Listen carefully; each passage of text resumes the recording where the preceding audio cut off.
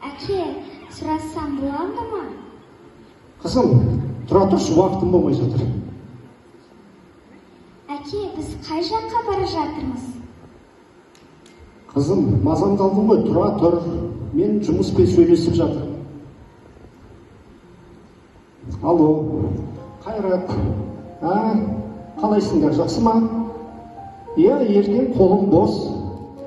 Иә, жиналайық. Бас қосып, иә, демалып, бір әңгімелесейік.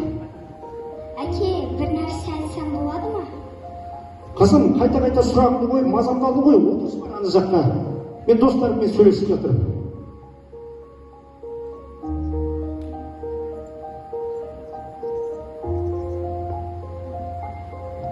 Біз кей кездері өмірдің күйбең тірлігімен, өмірдің ағымына, тағдырдың толқындарымен таласып, бала тәрбиесіне көңіл бөлуді ұмытып кетеміз. Тәрбиенің бәрін анасы мен мектептегі ұстаздарға сырғытып тастайтын кездер көбейіп бара жатыр. Бұлар біздің бала-шағамыз ғой. Егер қазірден бастап осы балаларымыздың тәлім-тәрбиеге, ұлттық нақыштағы дәстүрлерге, бұлардың қазір нағыз дамып жатқан кезі, өздерінің тұлға болып дайындап, өздерін көрсете біліп, жан-жақтарына көзін ашып, қызығушылығын бітіріп жатқан кезде біз көңіл бөлмей, өз тірлігімізбен, өз жұмысымызбен бұрылып кетіп жатамыз.